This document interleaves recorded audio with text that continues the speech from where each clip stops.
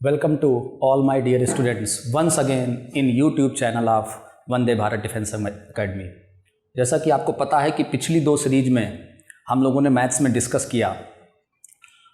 पहली सीरीज में ट्रिग्नोमेट्री का डिस्कशन हुआ, दूसरी सीरीज में आपने डिस्कस किया अलजेब्रा के कुछ बहुत ही चुनिंदा क्वेश्चंस का डिस्कशन हम लोगों ने किया। आज का जो डिस्कशन है वो भी बहुत ही ज़्यादा इंपॉर्टेंट डिस्कशन है। आज हमारा डिस्कशन होगा कैलकुलस से रिलेटेड, और कैलकुलस बड़ा ही इंपॉर्टेंट पार्ट है एनडीए के लिए। कैलकुलस में हम लोग स्टार्ट करेंगे लिमिट्स से, फिर उसके बाद डेरिवेटिव्स की बात करेंगे, कुछ इंटीग्रेशन की भी बात करेंगे, और ये पूरा ही वीडियो बहुत ही इंपॉर्टेंट है एनडीए के लिए, चूँकि कैलकुलस भी एक बहुत ही अच्छा वेटेज है एनडीए में। इसलिए आप लोग इस वीडियो को ज़रूर से ज़रूर देखें, जिससे आपको एनडीए के एग्ज़ाम में 100% फ़ायदा होगा। अब हम बात करते हैं आज की सीरीज़ नंबर 3 कैलकुलस की बात करते हैं। तो कैलकुलस में जो पहला पार्ट हम लोग डिस्कस करेंगे वो होगा हमारा लिमिट का पार्ट। लिमिट के पार्ट का डिस्कशन आज हम लोग शुरू करेंगे। लिमिट से आगे फिर धीरे धीरे बढ़ेंगे। तो जैसे ही लिमिट की बात होती है, लिमिट से 2 या 3 क्वेश्चंस पूछे जाते हैं, फिर इस इंटीग्रेशन है, सारा पार्ट है। सबसे पहले हम लिमिट की बात करेंगे। तो लिमिट में आप लोग जानते हैं कि एल हॉस्पिटल रूल का यूज होता है, लेकिन कब करना है कब नहीं करना है वो भी ध्यान दीजिए। सबसे पहले हम फर्स्ट क्वेश्चन पे आते हैं, लिमिट का पहला क्वेश्चन।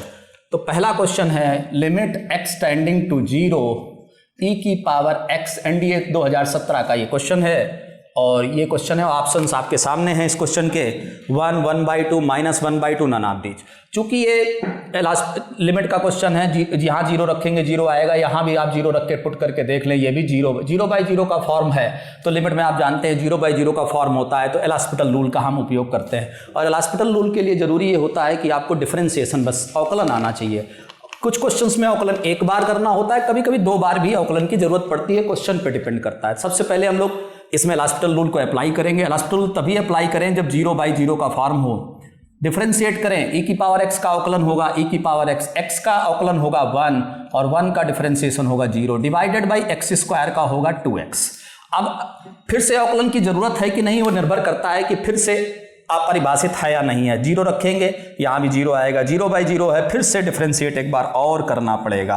तो कभी कभी 2 बार या कभी कभी 1 बार इसको डिफरेंशिएट करें, e की पावर x, 1 का डिफरेंशिएशन 0 डिवाइडेड बाई 2। अब दोबारा डिफरेंशिएशन की कोई जरूरत नहीं है, क्योंकि अब ये 0/0 का फॉर्म नहीं है। x बराबर 0 यहाँ पुट कर दीजिए, सीधा आपका आंसर आ जाएगा 1/2। और जो आपके ऑप्शंस आपको स्क्रीन पे दिखाई दे रहे हैं, उसमें सेकंड ऑप्शन बी आपका करेक्ट होगा। एनडीए 2017 का ये क्वेश्चन है, बहुत ही आसान क्वेश्चन एल हॉस्पिटल रूल पर है। और इस टाइप के क्वेश्चंस खूब आते हैं जिसमें एल हॉस्पिटल, और 0/0 का ये केस है। लिमिट में ये 0/0 का केस है, और 0/0 के क्वेश्चन सबसे ज़्यादा इंपॉर्टेंट लिमिट में माने जाते हैं। इसमें एल हॉस्पिटल रूल का यूज हमें करना है, एल हॉस्पिटल रूल का हमें यूज करना है। ये तो पहला क्वेश्चन था लिमिट से रिलेटेड। अब जैसे ही आप सेकंड नंबर क्वेश्चन की बात करेंगे लिमिट में, तो सेकंड नंबर क्वेश्चन है, ये तो मोस्ट इंपॉर्टेंट क्वेश्चन है। ऐसे क्वेश्चन एनडीए में कई बार पूछे गए हैं, और ये भी एनडीए 2017 का ही सवाल है कि fx = √9 - x², और कहा जा रहा है कि limit x tending to 1 fx - f1 x - 1। बिल्कुल परेशान नहीं होना, देखने में चाहे अजीब सा लगे लेकिन आसान सा क्वेश्चन है। ऑप्शंस आपकी स्क्रीन पर हैं इस क्वेश्चंस के। -1/4 √2 पहला option, second option 1/8, third option -1/2 √2, and fourth option 1/2 √2। ये चारों ऑप्शंस आपके सामने हैं। एल हॉस्पिटल रूल का उपयोग करना है और आसानी से इसको हम सॉल्व कर सकते हैं। सबसे पहले तो fx क्या है, fx की वैल्यू ये दी हुई है, ये यहाँ रख सकते हैं। f1 का मतलब क्या है, यहाँ 1 रख दीजिए। तो जैसे ही थोड़ा सा इसको वैल्यू पुट कर दें, और एल हॉस्पिटल रूल तो हमें यूज करना ही करना है, बस डिफरेंशिएशन अगर आपको आता है तो एल हॉस्पिटल रूल का लगाना बहुत, या f1 की वैल्यू होगी, यहाँ 1 रख दें, यहाँ 1 रख दें, तो उससे मिलेगा √8, और डिवाइडेड बाई x - 1 लिखा हुआ है आपके सामने। अब आप एल हॉस्पिटल रूल इसमें लगा सकते हैं। बस अवकलन का अच्छा, अगर अवकलन आपको आता है तो इस तरह के कोई मोस्ट इंपॉर्टेंट क्वेश्चंस होते हैं 0/0 में, इसको जरूर ध्यान रखिएगा आप लोग। 0/0 सबसे इंपॉर्टेंट केस है लिमिट के सवालों में। अब डिफरेंशिएशन की जहां तक बात है, इसका अवकलन आता होगा आप लोगों को। इसको ऐसे भी लिखा जा सकता है 9 - x² की पावर 1/2।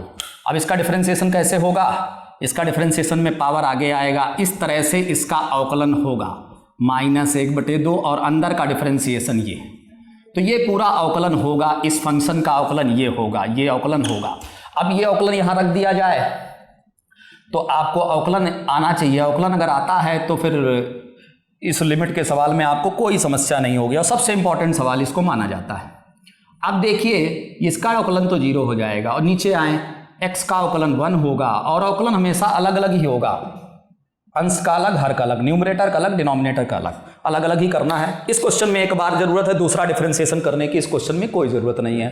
वो तो क्वेश्चन बड़े, ज़्यादातर क्वेश्चन जो आते हैं एनडीए में उसमें डिफरेंशिएशन 1 टाइम्स ही आपको करना होता है। अब देखिए x की वैल्यू आप 1 पुट कर सकते हैं, तो जैसे ही 1 रखेंगे यहाँ पर 9 1 8 हो जाएगा, यहाँ 1 रखेंगे तो ये 2 हो जाएगा। इसको सॉल्व कर लीजिए तो माइनस में 1/√8 बनेगा पूरा सॉल्व करने के बाद। ये 2√2, √8 को ये लिखा जा सकता है 2√2, तो निगेटिव में 1/2√2 एनडीए 2017। ऐसा सेम सवाल एनडीए 2015, ऐसा सेम सवाल एनडीए 2011 में पूछा गया है। इसलिए ये मोस्ट इंपॉर्टेंट क्वेश्चन है लिमिट से रिलेटेड। 0/0 का सबसे इंपॉर्टेंट केस 0/0 होता है लिमिट के सवालों में। इस पे आप लोग जरूर से जरूर ध्यान दें ताकि लिमिट का सवाल किसी भी कीमत पे आपसे गलत ना होने पावे।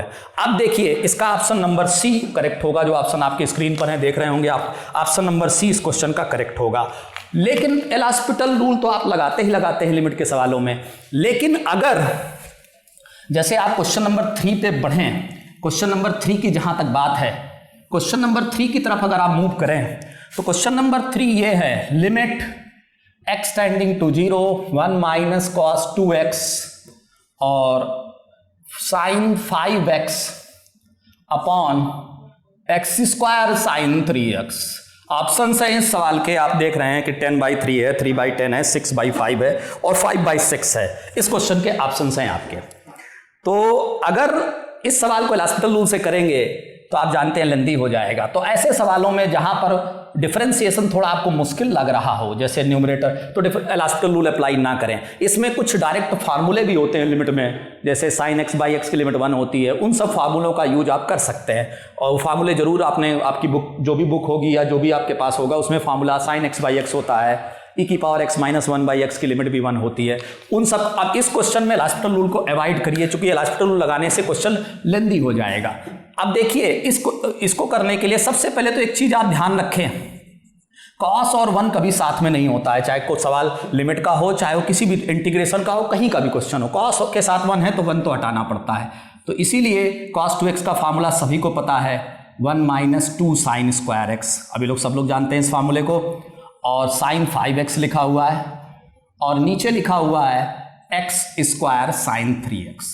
1 1 कैंसिल हो जाएगा, माइनस माइनस आपका प्लस बन जाएगा बहुत आसानी से, बिल्कुल परेशान नहीं होना है। अब देखिए 2 sin² x, ये एक पार्ट बना, एक पार्ट बना आपका sin 5x और डिवाइडेड बाई है x² sin 3x।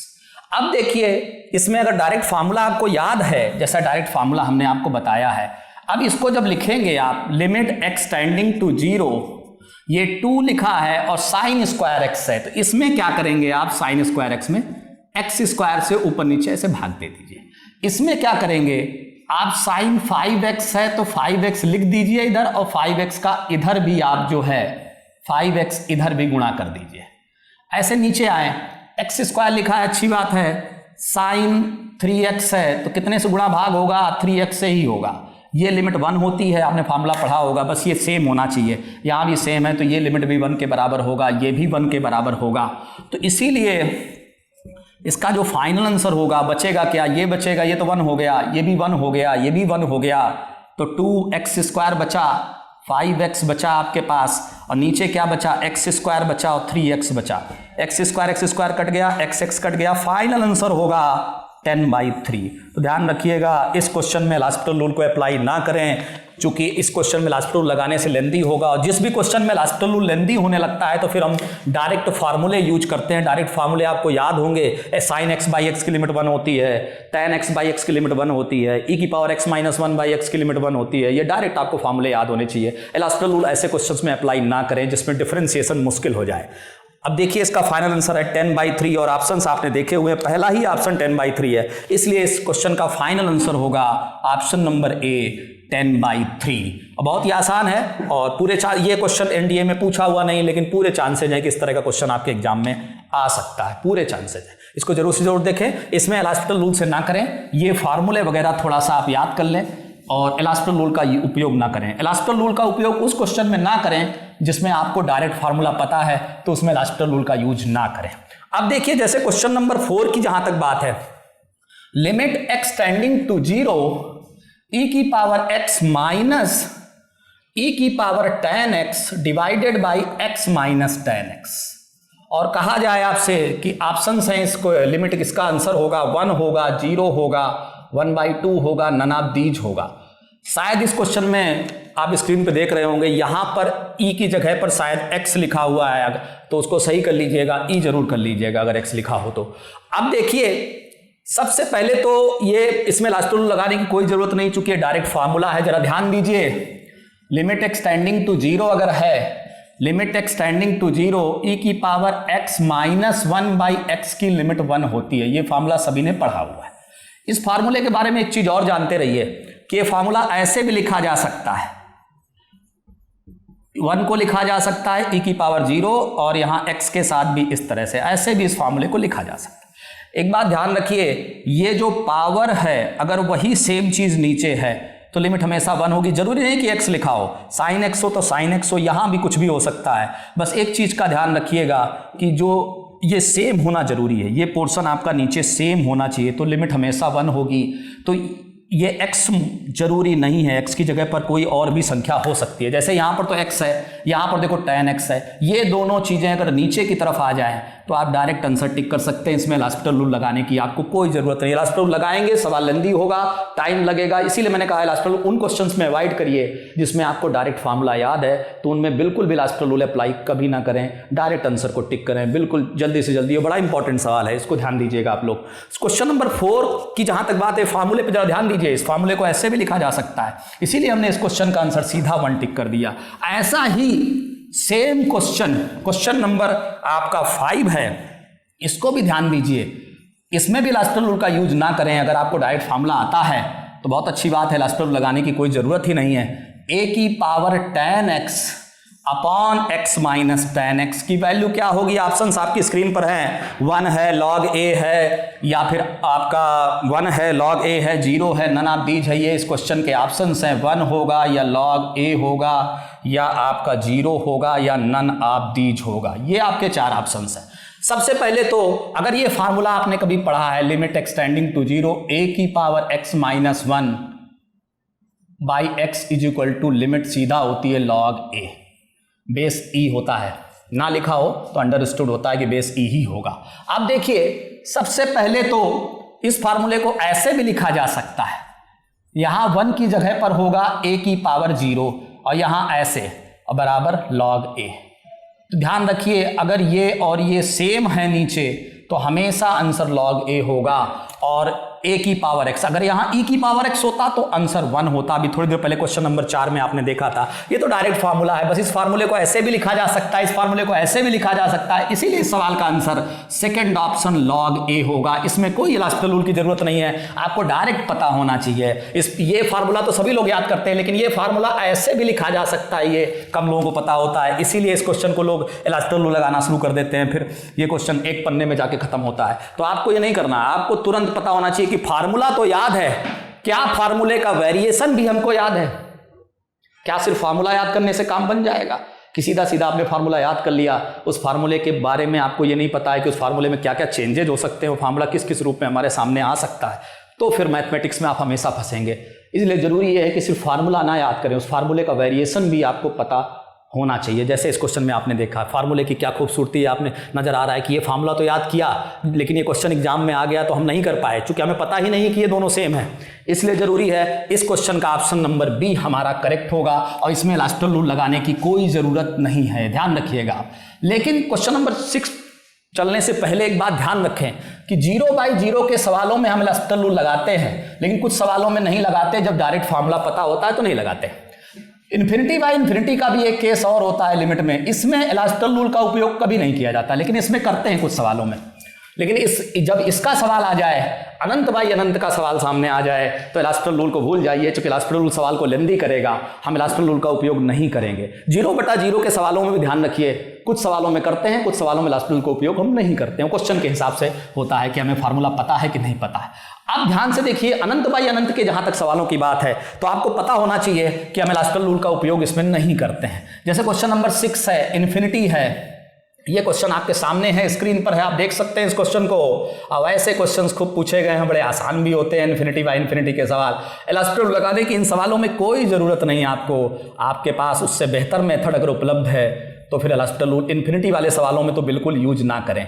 अब इस क्वेश्चन के ऑप्शंस क्या हैं आपके सामने? इन्फिनिटी है, पहला ऑप्शन अनंत होगा या 0 होगा या 4/3 होगा या 6/7 होगा इसका आंसर। अब एक बात ध्यान रखें, चूंकि इन्फिनिटी बाय इन्फिनिटी का सवाल है तो एक बात इन्फिनिटी बाय इन्फिनिटी के बारे में जानते रहिए कि अगर किसी क्वेश्चन में अगर इस तरह का क्वेश्चन है, ध्यान दीजिए, या फिर इस तरह का क्वेश्चन है, ऐसा क्वेश्चन आ जाए कि आपको ऐसा कुछ हो, या फिर इस तरह का क्वेश्चन है जिसमें आप देख रहे हैं कि इस तरह का कुछ क्वेश्चन आता है, तो इस कॉन्सेप्ट पता होगा तो क्वेश्चन एक लाइन का है। सबसे पहले तो एक बात आप ध्यान रखें कि इन्फिनिटी वाले सवालों में डिग्री देखा जाता है। सबसे बड़ी घात क्या है? तो यहाँ 5 है, यहाँ भी 5 है। यहाँ भी देखिए सबसे बड़ी घात ऊपर की 3 है, नीचे का 2 है। अगर ऊपर की घात ज़्यादा है तो आंसर अनंत होता है, नीचे की घात ज़्यादा है ऊपर वाले से तो 0 होता है। लेकिन अगर दोनों की घातें बराबर हैं, ऊपर और नीचे का पावर सेम है, तो फिर आंसर इन्फिनिटी या 0 नहीं होगा। तब सबसे बड़ी पावर का, सबसे बड़ी घात का कोफिशिएंट या गुणांक लिया जाएगा, जैसे 4 और 6, और कुछ नहीं देखना, बाकी आगे क्या लिखा है उससे कोई। लेकिन ये गुणांक आप तभी ले सकते हैं, ये गुणांक तभी लिया जा सकता है जब को पावर सेम हो ऊपर और नीचे का। अगर पावर सेम नहीं है तो आंसर या तो इन्फिनिटी हो जाएगा। इन्फिनिटी तब होता है जब नीचे ऊपर का पावर ज़्यादा हो। अगर नीचे का पावर ज़्यादा है तो सीधा आंसर 0 टिक करिए, एलास्पिटल रूल लगाने की कोई ज़रूरत नहीं है आपको। अब थर्ड केस में अगर पावर सेम है, जैसा इसमें है, तो पावर सेम होगा तो आंसर इन्फिनिटी या 0 नहीं होगा। अगर पावर डिफरेंट है तब हो सकता है। तो ध्यान रखिए, पावर पहले देखिए। तो इस सवाल में आप ध्यान से देखें कि क्या डिग्री सेम है? बिल्कुल सेम है। यहाँ डिग्री 5 है, यहाँ भी 5 है, तो डिग्री कहीं की कम ज़्यादा नहीं है। अगर कम ज़्यादा होता तो आंसर या तो नीचे का ज़्यादा होता तो 0 हो जाता, ऊपर का ज़्यादा होता तो इन्फिनिटी हो जाता। तो चूंकि डिग्री सेम है तो सबसे बड़ी जो पावर होगी, सबसे बड़ी जो घात होगी, उसी का गुणांक लिया जाएगा, उसी का कोफिशिएंट। बाकी हमें किसी से कोई लेना देना नहीं है। तो यहाँ से 6 ले लीजिए, यहाँ से 7 ले लीजिए। इस सवाल का फाइनल आंसर सीधा 6/7। कुछ करने की जरूरत नहीं है, ये तो 1 सेकंड का सवाल था। बस ये कॉन्सेप्ट थोड़ा सिखाना पड़ेगा ताकि ये सवाल जैसे एग्जाम में आए तुरंत हम टिक कर दें। ऑप्शन नंबर आपकी बुक में डी है, आपके स्क्रीन पर आप लोग देख रहे होंगे, ऑप्शन नंबर डी इसका करें। तो इन्फिनिटी वाले सवालों में बिल्कुल एलास्पिटल रूल का उपयोग ना करें। अगर इन्फिनिटी बाय इन्फिनिटी का सवाल आपके सामने आता है तो बिल्कुल आसान सामने बता दिया, ये कॉन्सेप्ट आपके सामने है, आसानी से आप इनमें एक लाइन में एक तुरंत फटाफट क्वेश्चन देखा, फटाफट उसका आंसर टिक किया। कोई ज़रूरत नहीं है आपको कोई लेंदी प्रोसीजर फॉलो करने का। और एनडीए में ज़रूरी होता है कि क्वेश्चन का मेथड या ट्रिक जो भी हो बिल्कुल क्लियर होना चाहिए कि ट्रिक से करना है या पूरे कॉन्सेप्ट से क्वेश्चन करना है आपको। अब देखिए, जहां तक बात क्वेश्चन नंबर 7 की है, ये भी उसी पिछले ही कॉन्सेप्ट पर बेस्ड है, इन्फिनिटी का ही सवाल है। अगर आपको डिग्री देखना आता है तब ये सवाल कर सकते हैं। हमने बोला ना, इन्फिनिटी के सवालों में आपको डिग्री देखनी पड़ती है, इसमें कोई एलास्पिटल रूल नहीं लगाना पड़ता आपको। और ऑप्शन है इस सवाल के, 0 होगा, इन्फिनिटी होगा, 8/27 होगा या 27/8 होगा। सबसे पहले डिग्री देखना सीखिए। पावर 7 है और ये 3 है, डिग्री टोटल 10 होगी चूंकि मल्टीप्लाई है। अगर ये प्लस होता तो इसका डिग्री 7 होता, तो ये इसके साथ नहीं, मल्टीप्लाई सबसे बड़ी डिग्री पे 7 ही रह जाता। लेकिन चूंकि ये मल्टीप्लाई में है तो ये और ये डिग्रियां फिर जब ये इसको एक्सपेंड करेंगे, इसको खोलेंगे तो पावर टोटल 10 बन जाएगा। यहाँ तो ऑलरेडी 10 है, तो यानी सीधी सी बात है, ऊपर और नीचे का पावर सेम है। लेकिन अगर प्लस होता तो यहाँ का 7 रह जाता, यहाँ का 10, तो नीचे का ज़्यादा, तो आंसर सीधा 0 आ जाता। लेकिन क्वेश्चन तो हमारा ये है भाई, तो यानी कि सीधी सी बात है, जब क्वेश्चन ये है तो इसी के हिसाब से बात होगी। अब देखिए, जैसे आपने देखा कि यहाँ डिग्री पूरा मिला करके 10 है, यहाँ भी 10 है, तो यानी कुल मिला के आंसर इन्फिनिटी और 0 नहीं हो सकता। इसका आंसर अनंत और 0 तो बिल्कुल नहीं आ सकता, क्योंकि भाई डिग्री आपकी सेम है। और डिग्री सेम होती है तो आप जानते हैं कि कोफिशिएंट लिया जाता है, तो यहाँ से 2, यहाँ से 3, यहाँ से 2 लेते जाइए और इस तरह से आप इसको लिख दीजिए। तो फाइनल आंसर होगा, यहाँ से कैंसिल कर दीजिए, 27/8। बड़ा इंपॉर्टेंट क्वेश्चन है। इस तरह का क्वेश्चन एनडीए 2013 में भी देखा गया, उससे पहले 8 में भी और 17 में भी। इसको जरूर आप ध्यान रखें, बड़ा इंपॉर्टेंट क्वेश्चन है। इन्फिनिटी बाय इन्फिनिटी और लिमिट के सवालों में 0/0 में तो हम एल हॉस्पिटल रूल का उपयोग करते हैं, लेकिन जैसे इन्फिनिटी बाय इन्फिनिटी की बात आती है तो एल हॉस्पिटल रूल का उपयोग नहीं करना आपको इस केस में। इस केस में जरूर करना है, वो हमने बताया कब करना है। 0/0 के सवालों में कब एल हॉस्पिटल रूल लगाना है, कब क्या करना है, वो तो 0/0 के केस में हमने डिस्कस कर दिया। लेकिन इन्फिनिटी बाय इन्फिनिटी का जब सवाल आ जाएगा तो एल हॉस्पिटल रूल बिल्कुल अप्लाई मत करिएगा। डायरेक्ट रूल आपको हमने बता दिया, एकदम आसान सा, बहुत ही अच्छा सा रूल है। इसको जरूर से जरूर आप फॉलो करें, ताकि इन्फिनिटी वाले सवालों में लिमिट का कोई भी सीमा का सवाल आता है तो आपको कोई दिक्कत नहीं होगी, आप तुरंत फटाफट उसका आंसर बता पाएंगे।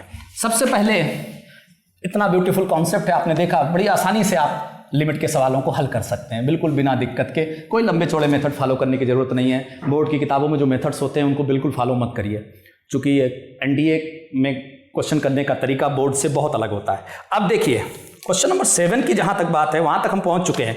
क्वेश्चन नंबर 8 की तरफ जो मूव करेंगे, ये भी लिमिट का ही सवाल है। क्वेश्चन नंबर 8 हमारा लिखा हुआ है, limit x tending to n tending to infinity 4 की पावर n, 5 की पावर n, 6 की power n whole power 1/n।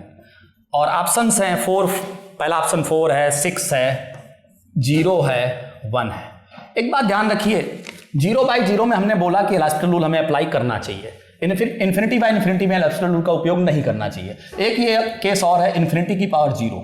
ध्यान दीजिए, इसमें एल हॉस्पिटल रूल का उपयोग किया जाएगा, इन दोनों में एल हॉस्पिटल रूल का उपयोग नहीं किया जाएगा। इसका तरीका भी हमने आपसे डिस्कस कर दिया, इन्फिनिटी बाय अनंत बाय अनंत के सवालों को कैसे आपको हैंडल करना है। लेकिन जब इन्फिनिटी बाय 0 के सवालों की बात आएगी, इसमें भी एल हॉस्पिटल रूल का उपयोग नहीं करना, या देखा जाए तो कुछ नहीं करना है। जो मैं बोल रहा हूं उसको आप फॉलो करें। इन्फिनिटी की पावर 0 के सवालों में आपको क्या ध्यान देना है, जरा बिल्कुल एकदम ध्यान से सुने कि जो इन्फिनिटी की पावर 0 ये है कि नहीं है, पहले यही चेक। अगर इन्फिनिटी, यहाँ इन्फिनिटी रखेंगे तो 1/इन्फिनिटी आप जानते हैं 0 है, यहाँ इन्फिनिटी रखेंगे 4 की पावर इन्फिनिटी का मान जो है अनंत ही होता है। इसीलिए ये जो केस है ये यही है, पहले तो ये चेक कर लीजिए। अगर ये है तभी वो जो रूल हम बताने जा रहे हैं वो एप्लीकेबल है। सबसे पहले तो इन्फिनिटी की पावर 0 के सवाल में जो इनमें बड़ी संख्या होगी वही हमारा आंसर होगा। ध्यान से सुनिए, इसीलिए इस सवाल का आंसर बी हो जाएगा, किसी मेथड की कोई जरूरत। लेकिन हाँ, ये मेथड तभी लग सकता है जब इन्फिनिटी की पावर 0 वाला सवाल होगा, इन दोनों में नहीं। इन दोनों का तरीका हम पहले डिस्कस कर चुके हैं आपके सामने, कैसे हमें अप्लाई करना है। तो लिमिट के सवालों में सिर्फ एल हॉस्पिटल रूल पर निर्भर नहीं रहना है, आपको अदर चीजें भी पता होनी चाहिए। एल हॉस्पिटल रूल मेनली होता है 0/0 के केस के लिए, हर जगह एल हॉस्पिटल रूल का उपयोग आपको नहीं करना है। जैसे इस सवाल में क्या जरूरत है, एल हॉस्पिटल रूल लगा करके अपना समय खराब करेंगे आप। अब सबसे पहले इसका फाइनल आंसर होगा ऑप्शन नंबर बी, आपकी स्क्रीन पर आपको दिखाई दे रहा होगा। बहुत ही आसान सा सवाल था इन्फिनिटी की पावर 0 का। और देखिए इसके बाद क्वेश्चन नंबर 9 भी बड़ा ही ब्यूटीफुल क्वेश्चन, बड़ा ही अच्छा सा क्वेश्चन है। आप लोग ध्यान दीजिए इसको, ये क्वेश्चन बड़ा ही खूबसूरत है। देखने में लगेगा कि मुश्किल है, लेकिन जब आप करने जाएंगे बिल्कुल आपको लगेगा ये तो बड़ा आसान सा क्वेश्चन था। तो इस पर ध्यान दीजिए, क्वेश्चन देखने में मुश्किल लगता है लेकिन जब सॉल्व करते हैं तो क्वेश्चन आसान लगने लगता है। कॉन्सेप्ट बस क्लियर हो। PQ1 none of these. अब ध्यान दीजिए, अभी थोड़ी देर पहले आपने पढ़ा कि और यहां भी इन्फिनिटी रखोगे तो ये 0, वही केस आ गया जो अभी था आपके पास। इसको बिल्कुल अभी अभी आपने पढ़ा है, लेकिन थोड़ी संख्याएं इन्होंने P और Q दे दिया। अभी जो संख्या हमने ली थी वो 4, 5, 6 ऐसे करके लिखा हुआ था, कोई फर्क नहीं पड़ता। P और Q करके भी देंगे तो क्या दिक्कत है। बस ये थोड़ा ध्यान दीजिए यहां क्या लिखा हुआ है। यहां लिखा है कि 0 से बड़ा P है, P से बड़ा Q है, यानी सबसे बड़ी संख्या इसमें कौन सी है, P 0 से बड़ा है और P जो है छोटा है Q से। यानी इधर जो लिखा है ये संख्या हमारी सबसे बड़ी संख्या है। 0 less than P less than Q, मतलब ये होता है जैसे 2 3 से छोटा है, 3 4 से छोटा है, ये मतलब है इसका।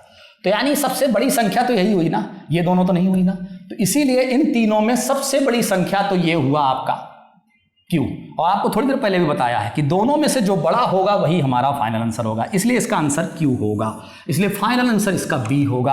आपकी स्क्रीन पर देख लीजिए। तो पिछला ही कॉन्सेप्ट है, बस थोड़ा सा उन्होंने ऐसे कुछ लिखने का तरीका थोड़ा सा बदला। तो लिखने के तरीके से नहीं डरना है। अगर आपको कॉन्सेप्ट आता है तो P और Q दे या 4, 5, 6 दे, कॉन्सेप्ट तो कॉन्सेप्ट होता है। इसीलिए इन्फिनिटी की पावर 0 का जो केस होता है लिमिट में, ये बड़ा आसान सा केस है, इसको भी ध्यान देना है। तो लिमिट में हमने 3 केस का डिस्कशन आपके साथ किया, 0/0 का जिसमें लास्टल रूल का उपयोग हम लोग करते हैं, इन्फिनिटी बाय इन्फिनिटी का केस जिसमें नहीं करते हैं, इन्फिनिटी की पावर 0 का केस जिसमें हम लास्टल रूल का उपयोग नहीं करते हैं। जरूरत ही नहीं है, क्योंकि आसान मेथड उपलब्ध है, तो क्या जरूरत है लास्टल रूल लगा के सवाल को लेंदी करने की। और एक बात है कि सबसे पहले अगर लिमिट में आपने इस डिस्कशन को फॉलो किया तो लिमिट का सवाल आपसे गलत होने वाला नहीं है एनडीए में। इतना ही डिस्कशन, 10-15 मिनट का डिस्कशन ही आपका क्वेश्चन निकाल देगा, बस यही तो है। अगर ढंग से पढ़ा जाए तो कुछ भी आसान है। अब देखिए, सबसे पहले अगर हम क्वेश्चन नंबर 10 की तरफ मूव करें, लिमिट से अब थोड़ा सा आगे जाएं, तो हम बात करेंगे कॉन्टिन्यूटी या सततता की बात करेंगे। सीमा के बाद सततता होता है, तो सततता का क्वेश्चन नंबर 10 है कॉन्टिन्यूटी का, कि ये दिया हुआ है लैम्डा x+2, x 2 से छोटा है या x 2 से बड़ा है, ग्रेटर देन 2 है, और कहा जाए फंक्शन कॉन्टिन्यूअस है, सतत है, फंक्शन हमारा सतत है, फलन हमारा सतत है x बराबर 2 पर, तो लेमडा का मान क्या होगा। ऑप्शंस देख रहे होंगे आपके सामने, 3/2, 5/2, 7/2 या last option none of the. ये सततता का एक सवाल है, बहुत ही बेसिक सा सवाल, लेकिन ऐसे सवाल पूछे जाते हैं। अब बोर्ड के एग्जाम में होता तो सततता का मतलब होता है लेफ्ट हैंड लिमिट निकालिए, राइट हैंड लिमिट निकालिए और फलन का मान निकाल के तीनों को इक्वल करिए, left hand limit, right hand limit and value of the function. लेकिन यहाँ जरूरत नहीं है, क्योंकि आपको पेपर में कुछ लिखने की जरूरत नहीं है, बस कैलकुलेशन थोड़ा दिमाग में ही करते जाइए। यहाँ 2 से बड़ा है तो इससे राइट हैंड लिमिट निकलता है, 2 से छोटा है तो लेफ्ट हैंड। कोई पेपर वर्क करने की जरूरत नहीं कि आपने लिखना शुरू कर दिया left hand limit, right hand limit, वो भूल जाइए सब। वो केवल एक जगह करना होता है, वो हम बताएंगे भी कब करना होता है आपको।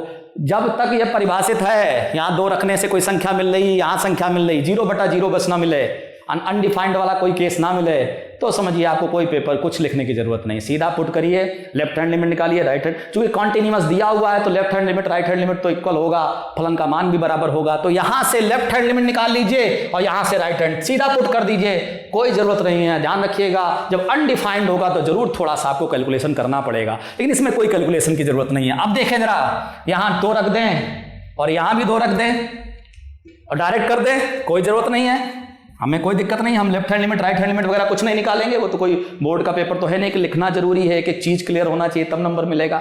यहाँ तो सीधा दिमाग में ही सारी कैलकुलेशंस होनी चाहिए।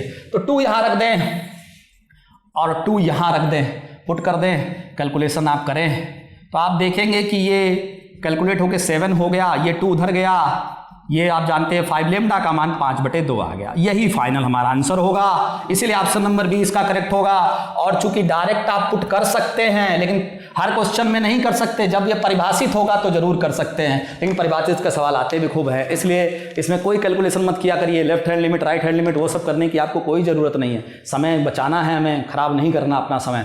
तो इस क्वेश्चन में, लेकिन एक क्वेश्चन और इसकी वैरायटी है जिस पे शायद हो सकता है कि कुछ हमें लेफ्ट हैंड लिमिट वगैरह लिखना पड़े, वो कौन सी वैरायटी है उस पर भी थोड़ा ध्यान दे देते हैं। इस तरह क्वेश्चन तो आता है, ये एनडीए 2013 का है, इसी तरह का ए और बी का मान निकालने वाला सवाल 2015 में आपको नजर आएगा। ऐसे ढेर सारे सवाल कंटिन्यूटी में पूछे गए हैं, एक सवाल के थ्रू ही हम कॉन्सेप्ट सीख जाएं तो सारे सवालों को हम ऐसे टैकल कर ले जाएंगे। अब देखिए, जहां तक क्वेश्चन नंबर 11 की बात है, ये भी सततता का ही सवाल है, लेकिन अभी थोड़ी देर पहले हमने बोला आपसे कि कंटिन्यूटी में आप एक सवाल की वैरायटी ये भी है कि हो सकता है आपको थोड़ा सा कैलकुलेशन भी करना पड़े, left hand limit, right hand limit थोड़ा हल करना पड़े, लेकिन वो कब करना होता है वो भी समझ लीजिए आप। हर क्वेश्चन में ज़रूरत नहीं है, लेकिन जहाँ ज़रूरत है वहाँ जरूर निकालें। इसमें कहा गया ये कॉन्टिन्यूअस है, ये सतत है, ये फलन हमारा सतत है, x बराबर 2 पर अगर सतत है तो बताएं k का मान क्या होगा। ऑप्शंस आपकी स्क्रीन पर हैं, 9, 10, 11, नन ऑफ दीज। सबसे पहले चूंकि सतत है तो left hand limit, right hand limit और फलन का मान, value of the function same होगा, लेकिन इस सवाल में ध्यान रखिए ऐसे रख करके मैच नहीं करा सकते, चूंकि यहाँ जैसे ही 2 रखोगे 0/0 बन जाएगा, और 0/0 चूंकि अपरिभाषित अनडिफाइंड होता है, इसीलिए इस सवाल में left hand limit, right hand limit निकालना पड़ेगा। और ध्यान दीजिए, यहाँ x बराबर 2 है, ये फलन का मान है, ये इसको कहते हैं फलन का मान, वैल्यू ऑफ द फंक्शन, और x 2 के बराबर नहीं है, इसका सीधा सा मतलब होता है x 2 के बराबर नहीं है तो 2 से छोटा भी इसी में होगा, 2 से बड़ा भी इसी में होगा, इसी से लेफ्ट हैंड लिमिट निकलेगा, इसी से राइट हैंड। तो एक ही बार निकाल दीजिए, लेफ्ट हैंड लिमिट भी निकाल दीजिए, राइट हैंड लिमिट भी निकाल दीजिए, निकालना पड़ेगा, चूंकि अनडिफाइंड में आपको थोड़ा सॉल्व करना पड़ेगा। लेकिन अगर परिभाषित होता तो शायद हमें कुछ भी सॉल्व करने की जरूरत ना पड़ती, जैसा पिछले सवाल में आपने देखा हुआ है। अब इस सवाल में चूंकि अनडिफाइंड है तो लिमिट सॉल्व करने के लिए एल हॉस्पिटल रूल अभी थोड़ी देर पहले आपने सीखा है वो लगाना पड़ेगा आपको। एल हॉस्पिटल रूल की थोड़ी सी जरूरत पड़ेगी। डिफरेंशिएट कर दीजिए, डिफरेंशिएशन 6 का 0 हो जाएगा, x की वैल्यू 2 पुट कर दीजिए, 12 आ गया। ये हमारा left hand limit right hand limit हो गया। लेकिन आप जानते हैं कि कॉन्टिन्यूअस फंक्शन वो होता है जिसमें left hand limit, right hand limit और वैल्यू ऑफ द फंक्शन तीनों बराबर हो। तो left hand limit right hand limit तो 12 ही है, और फलन का मान तो सीधा ये दिया हुआ है, value of the function k+1 बराबर कर दीजिए k+1 को 12 के, तो आप सीधा जानेंगे k का मान 11 आ जाएगा। तो कॉन्टिन्यूटी में दो तरह के सवालों की हम बात करते हैं, इसीलिए इसका ऑप्शन जो सही होगा सी सही होगा। k का मान 11, आप किसी को टिक कर सकते हैं। तो कॉन्टिन्यूअस में सिर्फ दो तरह के सवाल ही होते हैं, अगर इन दोनों फोकस कर लिया तो ये 77 का सवाल आपसे गलत होने वाला नहीं है। एक तो डिफाइंड का, जिसमें डायरेक्ट आप बिना पेन रखे बिना पेन चलाए आंसर बता सकते हैं, या थोड़ा सा जो अनडिफाइंड का सवाल है, जैसे ये सवाल है, इसमें थोड़ा सा आपको कैलकुलेशन हल्का सा करना पड़ेगा, लेकिन ये भी मुश्किल नहीं है, आसानी से आपको क्लियर है कि लिमिट कैसे हल किया जाता है। लिमिट हल कर लो और फिर सीधा फिर आप आसानी से आगे बढ़ सकते हैं, कोई दिक्कत नहीं है। k का मान सीधा, इस सवाल में आंसर 11 होगा, और 11 जो है वो ऑप्शन नंबर सी है आपका। तो बड़ी आसानी से, कोई दिक्कत नहीं, कहीं कोई प्रॉब्लम नहीं है। सही ढंग से पढ़ा जाए तो सब आसान है, गलत तरीके से पढ़ा जाए तो सब मुश्किल है। इस बात को हमेशा ध्यान रखिए, नथिंग इज डिफिकल्ट। अगर आपने गलत तरीके से पढ़ना शुरू कर दिया तो हर आसान से आसान चैप्टर भी आपको मुश्किल लगने लगेगा। अब देखिए, इसीलिए अब इसके बाद हम लोग क्वेश्चन नंबर 12 की तरफ बढ़ेंगे। क्वेश्चन नंबर 12 पे अगर ध्यान दें आप कि ये दिया हुआ है fx = और इसमें कुछ 4 स्टेटमेंट दिए हुए हैं। जरा इन स्टेटमेंट पे आप गौर करें, आपकी स्क्रीन पर हैं। पहला स्टेटमेंट है, क्या ये फलन या ये फंक्शन ऑलवेज डिफरेंशिएबल है, क्या हमेशा ये अवकलनीय है, क्या इसका अवकलन हमेशा किया जा सकता है। या दूसरा है, हमेशा किया जा सकता है लेकिन 1 पे नहीं किया जा सकता। तीसरा ऑप्शन है, ऑलवेज डिफरेंशिएबल है लेकिन 2 पे नहीं किया जा सकता है। चौथा नन ऑफ दीज। एक बात आप डिफरेंशिएशन के बारे में जानते होंगे, अवकलन के बारे में, कि 12th में तो जितने फंक्शंस आप अवकलन करते हैं, कहीं भी आप सोच के नहीं करते हैं कि डिफरेंशिएशन पॉसिबल है या नहीं है। लेकिन कंप्लीशन में ध्यान रखिए, कुछ ऐसे फंक्शंस भी हैं जो नॉन डिफरेंशिएबल होंगे, जो कई जगह ऐसा भी आएगा कि ये आपको पता चलेगा कि इसका डिफरेंशिएशन संभव नहीं है। वो फंक्शंस मेनली 3 हैं, मापांक, मॉडुलस, ग्रेटेस्ट इंटीजर और सिग्नम। मापांक फलन, महत्तम पूर्णांक फलन और सिग्नम का जो फलन होता है। सबसे पहले यहाँ मॉडुलस की बात करते हैं। इन फंक्शंस में तो कभी कोई समस्या, साइन हो, e⁻x हो, ये ऑलवेज डिफरेंशिएबल फंक्शंस हैं, ऑलवेज इनका अवकलन कर सकते हैं। इसका अवकलन आपको e⁻x होता है, इसका अवकलन आपको पता है कि साइन का कॉस होता है, तो यहाँ तो कोई समस्या कभी रहती नहीं। मॉड के फंक्शन में समस्या आती है। मॉड का फंक्शन वैसे तो अवकलनीय होता है, लेकिन वहां पे नहीं होता जहां पे 0 हो जाए। ये 0 कब होगा वो क्लियर है, x = 2 पर। तो ध्यान रखिए, x = 2 पर इस फंक्शन को डिफरेंशिएट नहीं किया जा सकता। बाकी कर सकते हैं इसको, लेकिन जहां पे 0 हो जाएगा वहां दिक्कत करेगा। बाकी मॉड के फंक्शंस में दिक्कत आती है, इसमें और इसमें कभी कोई समस्या नहीं, इसको हमेशा अवकलन किया जा सकता है। तो मॉड के फंक्शंस में ध्यान रखिए, मॉड के अंदर जो लिखा हुआ है उस पोर्शन को 0 करके देखिए, जो x का मान निकलेगा वो मान होगा जहां पे फंक्शन को डिफरेंशिएट नहीं किया जा सकता। इसीलिए इन तीनों के बारे में कॉमन स्टेटमेंट एक निकल के आ रहा है कि जहां तक बात है डिफरेंशिएशन की, कब पॉसिबल है कब नहीं पॉसिबल है। तो आपने एक चीज देखा अभी जो डिस्कशन हमने किया आपके साथ, ये ऑलवेज, इसका डिफरेंशिएशन हमेशा कर सकते हैं, इसका हमेशा कर सकते हैं। क्या इसका हमेशा कर सकते हैं? नहीं, इसका कर तो सकते हैं, लेकिन x = 2 पर इसका डिफरेंशिएशन संभव नहीं है। मॉडुलस के फंक्शन से हमेशा ध्यान रखिए, उसका डिफरेंशिएशन उस बिंदु पर संभव नहीं होता जहां पर मॉडुलस का मान 0 हो जाता है। इसीलिए इसका ऑप्शन नंबर करेक्ट होगा सी, जिसमें लिखा हुआ है ऑलवेज डिफरेंशिएबल, हमेशा अवकलनीय है, लेकिन कहां पर, किस बिंदु को छोड़ के, x = 2 को। इस क्वेश्चन में कुछ भी करने की जरूरत नहीं है, आपको कॉन्सेप्ट पता है, आपने सीधा ऑप्शन। और ऐसे क्वेश्चन स्टेटमेंट बेस्ड क्वेश्चंस खूब आते हैं एनडीए में, इसको ध्यान रखिए। मॉडुलस फंक्शन को खास तौर पे गौर करें, मॉडुलस और ग्रेटेस्ट इंटीजर, इन दोनों पे गौर करें। यही 2 फंक्शंस हैं जो नॉन डिफरेंशिएबल हो सकते हैं। बाकी तो सारे फंक्शंस आप देखते ही हैं कि साइन का अवकलनीय होता है, ये भी, बस इसी में थोड़ी दिक्कत हो सकती है। कहाँ पे हो सकती है वो बता दिया हमने, x = 2 पर। इसीलिए ऑप्शन नंबर इसका सी सही होगा। C option will be correct, बिना कोई पेन चलाए। क्योंकि कॉन्सेप्ट बेस्ड क्वेश्चन भी एनडीए में, स्टेटमेंट बेस्ड क्वेश्चन भी आते हैं, इसको जरूर से जरूर ध्यान दें। कोई जरूरत नहीं है आपको इसमें पेन चलाने की, कॉन्सेप्ट आपको पता है, आपने सीधा उसको टिक कर दिया और आगे बढ़े। ज़्यादा से ज़्यादा क्वेश्चंस इसी अप्रोच से आप अटेम्प्ट कर पाएंगे। एक और ही बहुत ही अच्छा सा क्वेश्चन नंबर 13, इसको ध्यान रखें आप सभी लोग। मॉड का डिफरेंशिएशन भी बड़ा इंपॉर्टेंट होता है। अभी थोड़ी देर पहले उसका हालांकि हम डिस्कशन भी कर रहे थे आपके साथ। ऐसे क्वेश्चन खूब आए हैं एनडीए में। आप देखें पेपर, पिछले 10 साल का पेपर उठाएं, 7-8 बार इस तरह के क्वेश्चंस आपको नजर आएंगे। अब देखिए इसमें डिफरेंशिएशन पूछा गया, ध्यान रखिए, चूंकि मॉडुलस का सवाल है, ऑप्शंस आपकी स्क्रीन पर हैं, मॉडुलस का सवाल है तो पक्का है कि आंसर ये भी कभी कभी आ सकता है कि डिफरेंशिएशन नहीं निकाला जा सकता, डज नॉट एग्जिस्ट। वो तब होता है जब x बराबर 2 यहाँ रखने से 0 हो जाए। रख के देख लीजिएगा, अगर ये 0 हो गया तो यही आंसर होगा हमेशा, और 0 नहीं हुआ अगर तो फिर आंसर कुछ और होगा, और डिफरेंशिएशन में करना पड़ेगा। तो जरा x बराबर 2 पर रख के यहाँ देख लीजिए, तो आप देखेंगे जब तो 8 होगा, 2 रखा 8 होगा, 4 होगा, यहाँ पर जब रखेंगे तो मुझे लगता है 0 नहीं हो रहा, ये 18 हुआ और ये 14 हुआ। हाँ 0 नहीं हो रहा है आपका, ये निगेटिव में आएगा, -4 पूरा। और मॉड के अंदर अगर 0 हो जाता तो फिर आंसर यही होना है, फिर डिफरेंशिएशन पॉसिबल नहीं होगा। तो अब जब चूंकि आपको पता है कि x बराबर 2 रखने पे 0 नहीं हुआ, तो यानी इसका डिफरेंशिएशन संभव है। तो डिफरेंशिएशन अगर संभव है तो कैसे किया जाएगा, क्या तरीका होगा उसका? सबसे पहले x बराबर 2 रख के देख लो कि संख्या यहाँ पॉजिटिव आती है कि निगेटिव। तो अभी हमने थोड़ी देर पहले रखा था, आप भी रख के देख लीजिए कि इसके अंदर आया था -4 निगेटिव। तो ध्यान रखिए माइनस बाहर लग जाएगा, मॉड हटा दीजिए, मॉड का चिन्ह हट गया, माइनस और ब्रैकेट नॉर्मल आ गया। आप ध्यान दीजिए यहाँ माइनस तब लगेगा जब ये अंदर की संख्या निगेटिव होगी, अगर अंदर की संख्या पॉजिटिव होगी तो प्लस लग जाएगा। x बराबर 2 रख के चेक कर लिया करें कि निगेटिव आ रहा है कि पॉजिटिव। अब मॉड हट गया, मॉड हटने के बाद 2 ही चिन्ह आता है, या तो प्लस का, वो डिपेंड करेगा इस संख्या पर रखने पर क्या संख्या मिल रही है। प्लस मिल रही तो प्लस लगा दीजिए, माइनस मिल रही तो माइनस लगा दीजिए, फिर आगे बढ़ जाइए। अब माइनस लगा दिया हमने, अब आप डिफरेंशिएट कर सकते हैं बहुत आसानी से। इसको ध्यान दीजिएगा माइनस क्यों आया, आप डिफरेंशिएट करें 3x स्क्वायर -2x -7। अब x का मान इसमें पुट कर दीजिए 2, x का मान 2 इसमें पुट करें, -12 -4 -7, पूरा हल करने पर ये -1 आएगा।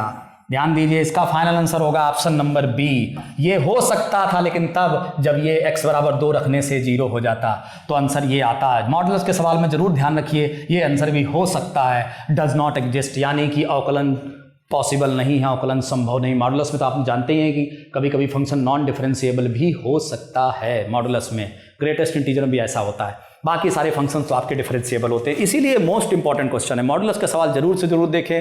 हर मॉडुलस का एक सवाल से हमने समझा दिया आपका, ऐसा कोई भी सवाल आएगा आसानी से, बस इस चिन्ह को थोड़ा समझें कि माइनस क्यों लगा, क्या कभी यहाँ प्लस भी आ सकता है? हाँ आ सकता है, जब ये रखने पर यहाँ कोई पॉजिटिव संख्या बनेगी तो जरूर प्लस आ सकता है, इसको जरूर ध्यान रखिएगा। इसीलिए इस सवाल का आंसर कुछ लोग ये भी टिक कर सकते हैं गलती से, इसका आंसर 1 नहीं होगा, इसका आंसर -1 होगा।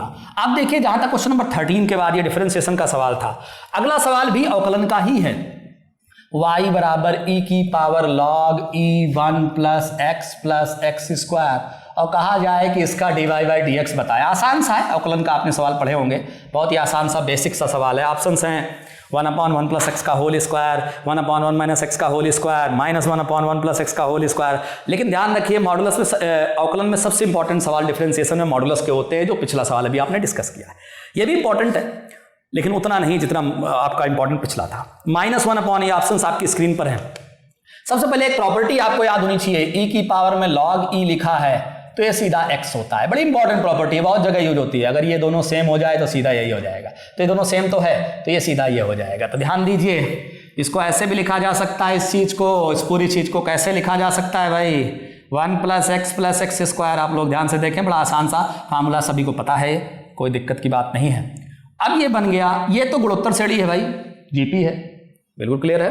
जीपी का अनंत गुणोत्तर श्रेणी का योगफल पता है ना आप लोगों को, a/1 - r। ये क्या है, पहला पद क्या है 1, तो ये फार्मूला सभी को पता है अनंत गुणोत्तर श्रेणी का, a/1 - r।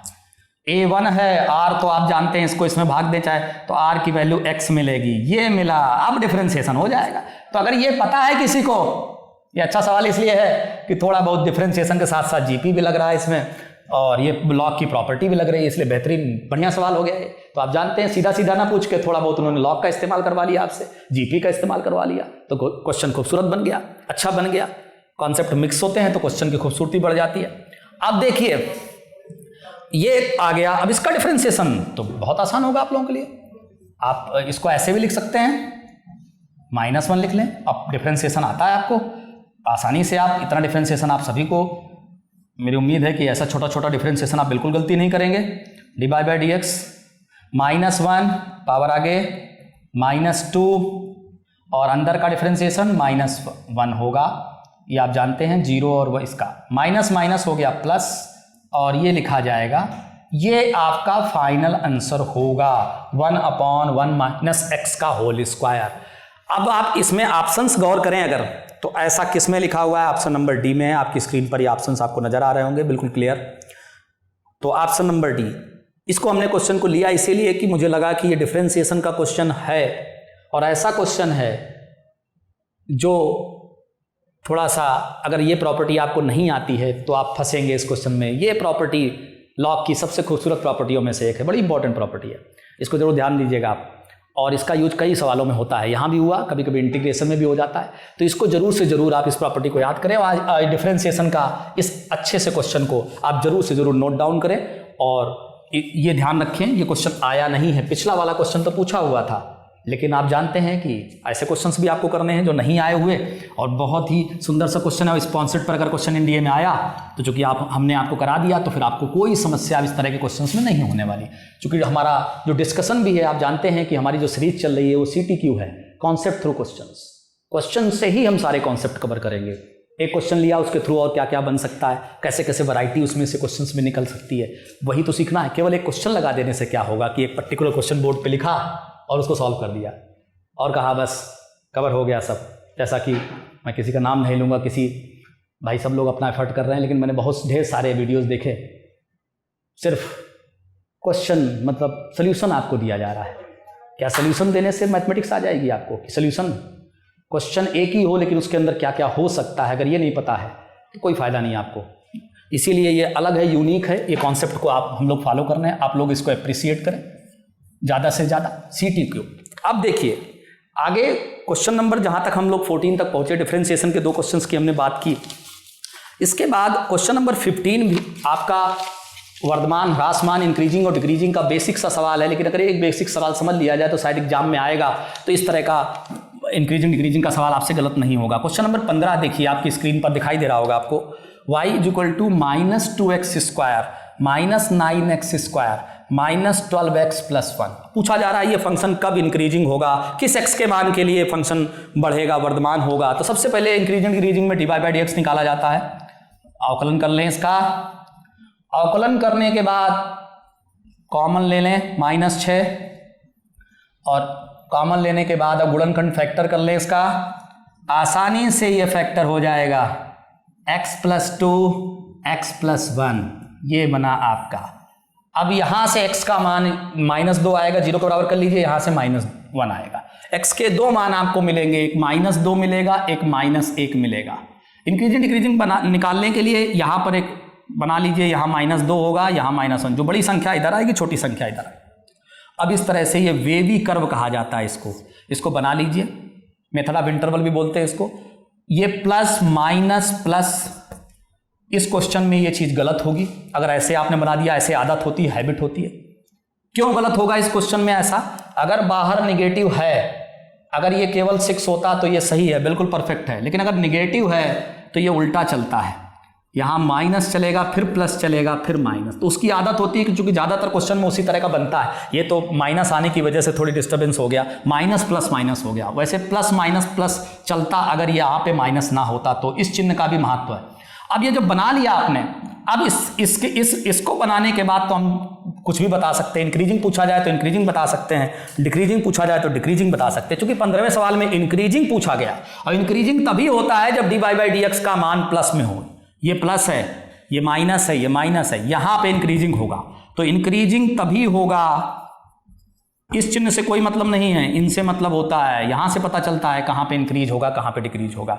इंक्रीजिंग -2 से -1 होगा, यहां से यहां तक ये प्लस है, और जहां प्लस होता है वहीं इंक्रीजिंग होता है, जहां निगेटिव होता है वहां डिक्रीजिंग होता है। इसीलिए इस सवाल का, बस ये सवाल खास सवाल क्यों है? क्योंकि आप माइनस आने की वजह से कभी कभी ये वेवी कर्व जो आप बनाते हैं, ये कर्व जो बनाते हैं कहीं इसमें गलती ना हो जाए। ज़्यादातर क्वेश्चंस में कर्व वैसा बनता है जैसे थोड़ी देर पहले बताया था, इस क्वेश्चन में थोड़ा उल्टा बनेगा। क्यों उल्टा बनेगा उसका जवाब हमने दे दिया। अगर ये गलती हो गई तो ये सवाल फिर गलत हो जाएगा, तो ये बनाते समय थोड़ी सावधानी भी रखें। अब इसीलिए इस सवाल का जो फाइनल आंसर होगा इंक्रीजिंग, ऑप्शन नंबर ए होगा -2 से -1। इसी तरह का सेम क्वेश्चन, यही क्वेश्चन नंबर 16 है आपका, बस उसमें डिक्रीजिंग पूछ दिया गया। 2015 में दोनों ही क्वेश्चन पूछे हुए थे, 15वां भी और 16वां भी, इसीलिए दोनों क्वेश्चन कनेक्टेड हैं। 15वें के बाद 16वां सवाल भी यही है, पर 16वां सवाल आप देखेंगे वही सेम सवाल, बस उन्होंने क्या कहा, उन्होंने कहा कि आप डिक्रीजिंग बताना है, इंक्रीजिंग नहीं बताना, अब ह्रासमान बताना है, वर्धमान नहीं बताना आपको। इसमें भी वही प्रोसीजर पूरा फॉलो होगा, उसी तरह से dy/dx निकाला जाएगा, उसी तरह से वो गुणनखंड किए जाएंगे, पूरा प्रोसीजर वही रहेगा। तो ध्यान दीजिए, इस सवाल को आप फिर से करने की जरूरत नहीं है। -6x² + 3x + 2 उसी तरह से गुणनखंड करेंगे जैसे पिछले सवाल में किया था, -6x + 2x + 1। लेकिन इस सवाल में इंक्रीजिंग नहीं पूछा गया, इस सवाल में आपसे डिक्रीजिंग पूछा गया। जैसे ही आप कर्व बनाएंगे, यहाँ -2 लेंगे, यहाँ -1 लेंगे, इस तरह से आपने कर्व बना दिया। चूंकि आपसे इसमें उल्टा बनेगा, बस ये गलती ना करिएगा, माइनस से शुरू होगा, माइनस उल्टा क्यों बनेगा उसका जवाब भी हमने दे दिया, यहाँ माइनस की वजह से ऐसा हुआ। अब चूंकि इसमें पूछा गया है 16वें सवाल में डिक्रीजिंग, तो ये नेगेटिव आपको लेना है, इसीलिए इसमें डिक्रीजिंग का जो आंसर होगा, डिक्रीजिंग का आंसर इस तरह से लिखा जाएगा, ह्रासमान का -∞ से -2 यूनियन -1 से ∞। ये हमारा फाइनल आंसर होगा। ये भी लेना है और ये भी लेना है। इंक्रीजिंग का पिछला सवाल आपने देखा था, उसमें 15वें में -2 से 1 तक था। इसमें 2 पार्ट है, 2 पार्ट होगा तो यूनियन करके लिखना पड़ेगा आपको। इसीलिए इस सवाल का फाइनल आंसर होगा, आपकी स्क्रीन पर आपको नजर आ रहा होगा, ऑप्शन नंबर सी आपका करेक्ट होगा। ऑप्शन नंबर सी को आप करेक्ट कर सकते हैं, ऑप्शन नंबर सी ही सही है। ऑप्शन नंबर सी आपकी स्क्रीन पर है, उसको आप देख लीजिए। अगर इस तरह का ही ऑप्शन ना हो, मान लीजिए गलती है, तो उसको आप करेक्ट कर लीजिएगा। तो ये सही आंसर होगा आपका ऑप्शन नंबर सी। बहुत ही आसान सा क्वेश्चन था, बस वेवी कर्व पे थोड़ा ध्यान दीजिए ताकि इस तरह का इंक्रीजिंग डिक्रीजिंग का कोई सवाल आपसे गलत ना हो। वेवी कर्व का हमने जानबूझ के ऐसा सवाल लिया जिसमें आप गलती कर सकते थे, वो आदत पड़ जाती है प्लस माइनस प्लस की, इसमें उल्टा होगा माइनस प्लस माइनस। तो ये कुछ सवाल 1-2 इंक्रीज। अब इसके बाद हम क्वेश्चन नंबर 17 की तरफ जब बढ़ेंगे तो इंटीग्रेशन की बात करेंगे। इंटीग्रेशन में बेसिकली हमारा फोकस 3 टाइप के क्वेश्चंस में है। जहां तक इंटीग्रेशन की बात है, 17वां नंबर क्वेश्चन इंटीग्रेशन, हम 3 टाइप के क्वेश्चन इंटीग्रेशन में डिस्कस करने जा रहे हैं समाकलन में। सिंपल इंटीग्रेशन, प्रतिस्थापन सब्स्टिट्यूशन और बाई पार्ट्स खंडशः। ये सिंपल इंटीग्रेशन का सवाल है, आसान सवाल है। ऑप्शन आपकी स्क्रीन पर है। पहला option x³ 3x² 2 + x + c, ऐसे और भी ऑप्शंस दिए हुए। आसान सा सवाल है, लेकिन अगर इसका गुणनखंड आपको ऊपर वाले का नहीं पता तो यही सवाल आपके लिए मुश्किल भी हो जाएगा। इसीलिए इस सवाल को लिया गया है ताकि ऐसा कोई सवाल आवे तो ये जरूर गुणनखंड याद करें। बहुत कम लोगों को पता होता है ये गुणनखंड, x² - x + 1 x² + x + 1, ये पता है तो कई जगह इसका फायदा मिलेगा। अब देखिए, अगर एक गुणनखंड पता है तो ये इंटीग्रेशन का बहुत ही आसान सा सिंपल इंटीग्रेशन का सवाल है। कोई प्रतिस्थापन नहीं, कोई खंडशः नहीं, कोई बाई पार्ट्स नहीं, सिंपल इंटीग्रेशन है। तो इसमें देखिए इस तरह से गुणनखंड कर देंगे। अगर पता है ये गुणनखंड, आपको नहीं पता तो इसको नोट डाउन करें। ये कहीं इंटीग्रेशन में भी काम आ सकता है या कहीं डिफरेंशिएशन के क्वेश्चन में भी काम आ सकता है। इस तरह से कैंसिल आउट कर लें। अब तो इंटीग्रेशन आपके लिए बहुत आसान हो गया। इसका इंटीग्रेशन क्या होगा, x² का x³ 3 x² 2 और 1 का इंटीग्रेशन क्या होगा, x + c। ये हमारा फाइनल आंसर होगा। ऑप्शन आपके सामने है, ऑप्शन नंबर बी आपका करेक्ट होगा। बस इसका गुणनखंड ये लिखा हुआ है, बस इतना पढ़ लें। सिंपल इंटीग्रेशन का सवाल है, कोई प्रतिस्थापन नहीं, कोई खंडशः नहीं, कोई बाई पार्ट्स नहीं, कोई आपको सब्स्टिट्यूशन का इस्तेमाल इसमें नहीं करना है। तो क्वेश्चन नंबर 17 तक की जहां तक बात है, 17 तक हम लोग पहुंचे। इंटीग्रेशन का एक सवाल हम लोगों ने लिया। क्वेश्चन नंबर 17 में आपने देखा इंटीग्रेशन में सिंपल इंटीग्रेशन का सवाल हम लोगों ने डिस्कस किया। अब सब्स्टिट्यूशन के भी कुछ ऐसे क्वेश्चन डिस्कस करते हैं जो एनडीए में पूछे गए हैं, बड़े आसान भी हैं। सब्स्टिट्यूशन का, प्रतिस्थापन का, जैसे क्वेश्चन नंबर 18 की बात करें, आपका स्क्रीन पर होगा 18 नंबर, मैं लिख रहा हूं आपके लिए। क्वेश्चन नंबर 18वां ये है, e³ 3 log x x³ 4 + 1 dx। Options देखिए क्या है इसके, x³ / x⁴ + 1 log x⁴ + 1 1/4। अब देखिए है तो इसमें एक चीज आपको करनी पड़ेगी पहले, लॉग की प्रॉपर्टी आपको पता है, इसको पावर में कर सकते हैं, ऐसे कर सकते हैं और नीचे ऐसे कर लीजिए, ये किया जा सकता है, लॉग की प्रॉपर्टी है। अब ये और ये तो आपको बताया गया था, जब बेस ना दिया हो तो ई लेके चला जाता है, ये मैच कर गया तो सीधा एक्स क्यूब हो जाए, अभी थोड़ी देर पहले बताया गया था, ये हट जाएगा लॉग आपका। अब ये बचा, तो बहुत से लोग इसको आगे कैसे हल करेंगे, कहेंगे कि भैया इसको टी ले लो, आगे हल कर लो, लेकिन हम आपसे कहेंगे कि आप ये चीज़ थोड़ा ध्यान रखें। ये चीज़ अगर थोड़ा ध्यान रखेंगे तो आपको सब्स्टिट्यूशन से थोड़ा सा राहत मिल जाएगी। F dash x by F x का जो फार्मूला होता है वो लॉग एफ एक्स होता है। बड़ा यूजफुल फार्मूला है, ध्यान दीजिए इस पर कैसे इस्तेमाल करना है। नीचे का डिफरेंशिएशन अगर ऊपर की तरफ लिखा हुआ है तो डायरेक्ट फार्मूला। जैसे क्वेश्चन हमारा भी यहां तक पहुंच चुका है, एक्स क्यूब अपॉन एक्स की पावर 4+1, तो क्या इसका डिफरेंशिएशन ऊपर लिखा है, इसका क्या अवकलन होता है, x की पावर 4 का, 1 का तो 0 होता है अवकलन, इसका 4x क्यूब तो लिखा तो है लेकिन कुछ गड़बड़ है, तो ऐसा करिए 4 से ऊपर नीचे गुणा कर लीजिए। अब अगर नीचे का अवकलन, इसका अवकलन ऊपर मिल जाए, डिफरेंशिएशन नीचे का ऊपर मिल जाए तो डायरेक्ट फार्मूला है, फिर टी मानने की हमें क्या जरूरत है। बड़ा यूजफुल फार्मूला है, टी करके मान के भी कर सकते हैं, लेकिन मुझे लगता है टाइम ज्यादा आपका किल होगा। अब देखिए सीधा इसका लिख दीजिए इस फार्मूले से, क्योंकि आपको पता है लॉग x की पावर 4+1, सीधा आप ये फार्मूला लगा सकते हैं। आपके सामने फार्मूला है कि आपको सीधा क्या करना है, बस नीचे का डिफरेंशिएशन अगर ऊपर है तो लॉग में लिख दीजिए, टी मानने की कोई जरूरत नहीं। ये फाइनल आपका आंसर हो जाएगा। बहुत ही ब्यूटीफुल, बढ़िया कॉन्सेप्ट है, इस पर जरा ध्यान दीजिए। ये बहुत ही अच्छा सा क्वेश्चन है। पहले क्या किया हमने, लॉग की 3 को पावर में ले जा सकते हो, लॉग की प्रॉपर्टी होती है, पावर को नीचे भी ला सकते हो लेकिन नीचे से ऊपर भी ले जा सकते हो, और इससे फायदा ये होगा कि ये लॉग हट जाएगा। अभी थोड़ी देर पहले हमने प्रॉपर्टी पढ़ी थी, ई की पावर लॉग एक्स क्या होता है, एक्स, ये प्रॉपर्टी इस तरह, एक्स की जगह कुछ भी हो सकता है, एक्स की जगह पे जैसे एक्स क्यूब है, बस ये मैच करना चाहिए, मैच करेगा तो सीधा ये हो जाएगा। अब इसके बाद ये प्योर सब्स्टिट्यूशन का सवाल था, टी मान के कर सकते हैं, लेकिन हमने एक तरीका बताया है, इस तरीके को जरूर फॉलो करेंगे ताकि आपको टी ना मानना पड़े, डायरेक्ट आप आंसर टिक कर सकें। तो इसका ऑप्शन नंबर कौन सा सही होगा, ऑप्शन नंबर सी इसका करेक्ट होगा। ये भी बड़ा अच्छा सा क्वेश्चन है सब्स्टिट्यूशन का। इसी तरह से इसी कॉन्सेप्ट पर सब्स्टिट्यूशन का, प्रतिस्थापन का एक और सवाल देखते हैं। एनडीए 2016 का सवाल है, 1/1 प्लस ई की पावर माइनस एक्स, 19 नंबर सवाल। जरा ध्यान दीजिएगा इस पर, एक लाइन का सवाल है, इसको ऐसे लिख लीजिए, 1/e की पावर एक्स, इसको निगेटिव है तो अभी की पावर एक्स का लघुत्तम ले लीजिए इसमें से, तो ऐसे लिखा जा सकता है, ई की पावर एक्स ऊपर की तरफ जाएगा।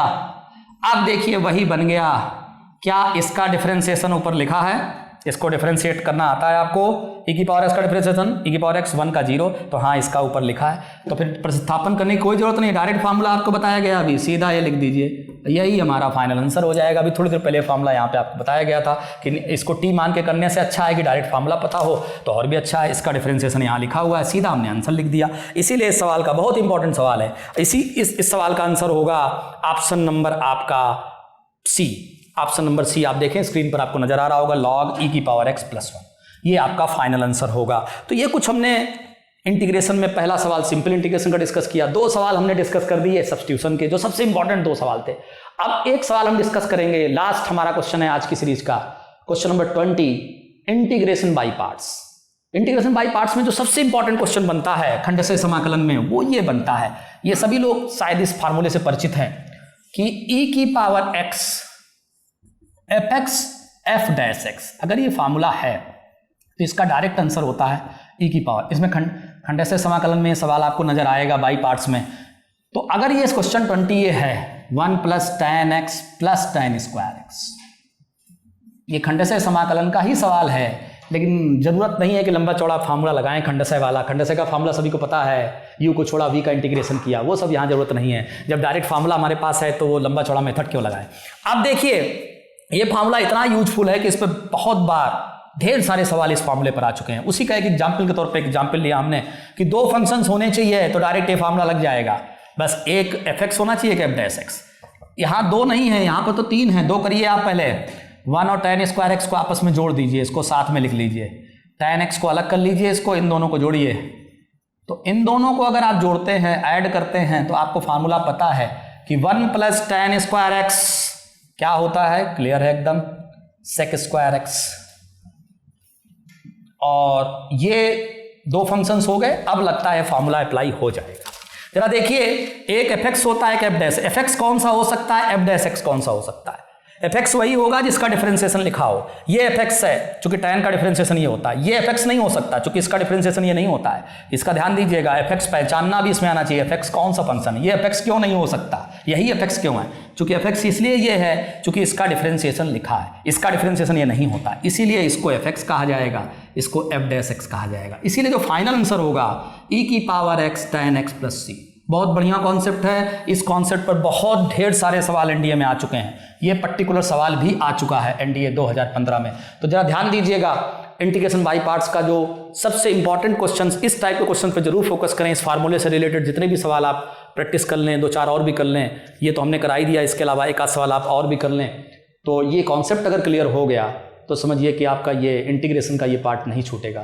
तो आज का जो डिस्कशन था वो बेसिकली कैलकुलस का हमने लिमिट से स्टार्ट करके इनडेफिनेट इंटीग्रेशन तक गए।